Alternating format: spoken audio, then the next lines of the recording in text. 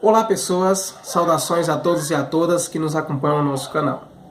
Na nossa conversa de hoje nós vamos continuar destacando a importância, do pensamento ateísta para a construção de uma sociedade mais plural, mais diversa, e também para a construção de um Estado laico, como diz a Constituição brasileira, sem interferência de religiosidade na administração do país, e sem que o nosso país adote uma religião como oficial.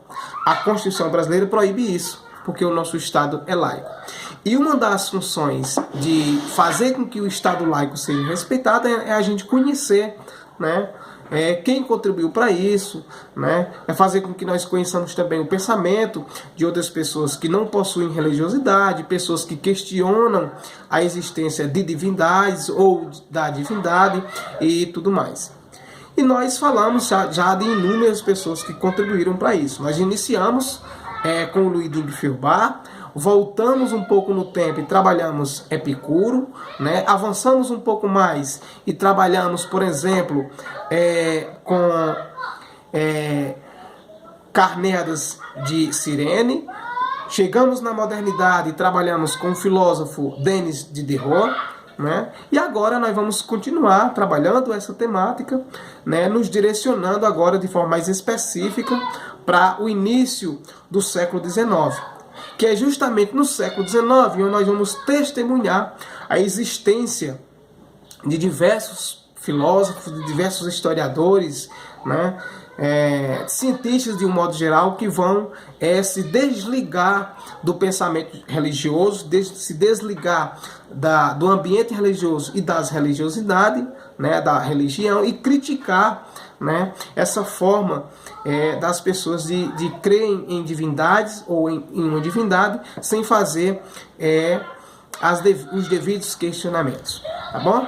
Então, o número de filósofos ateus aumentou de forma considerável a partir do século XIX, nós destacamos, por exemplo, como o próprio Luiding Feuerbach, o mais notável desses filósofos, que influenciou um dos mais conhecidos filósofos ateus da modernidade, o filósofo Karl Marx, e para ele, Deus é uma projeção, do homem em uma imaginação em sua própria evolução.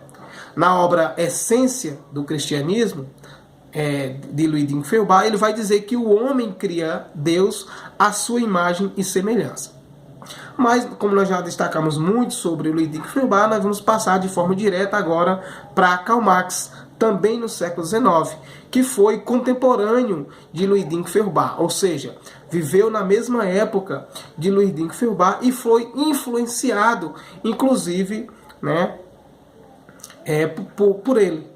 Então, Marx não vai deixar dúvida do seu ateísmo, como outros filósofos, de uma certa maneira, vai deixar dúvida, mas Marx ele vai fazer questão de dizer em suas obras que tem um pensamento ateísta de fato.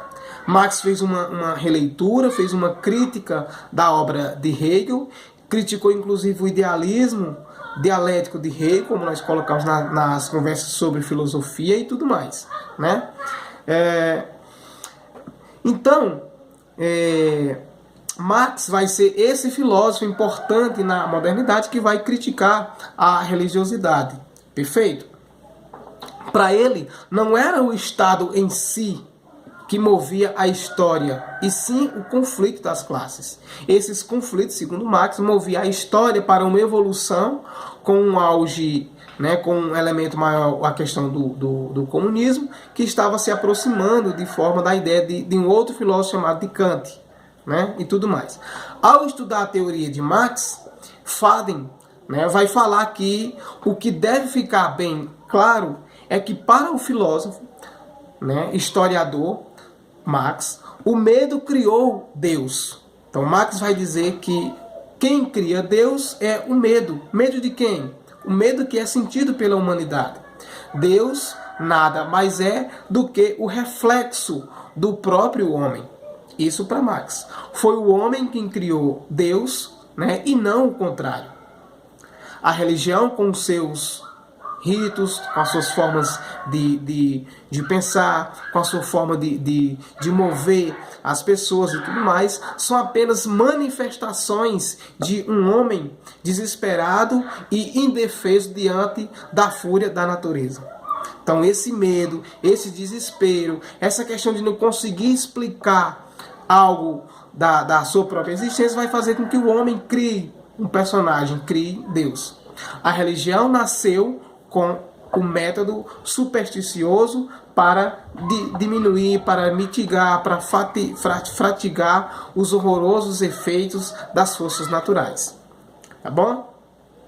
Então, Marx vai fazer essa ponderação. Como nós já dissemos, o próprio Marx disse em outra oportunidade que a religião é o ópio do povo. A religião é uma criação da humanidade, assim como o próprio Deus é a criação da humanidade e não o contrário. Perfeito? Abraço virtual a todos e a todas, e no nosso próximo encontro nós vamos falar sobre Friedrich Nietzsche. Abraços!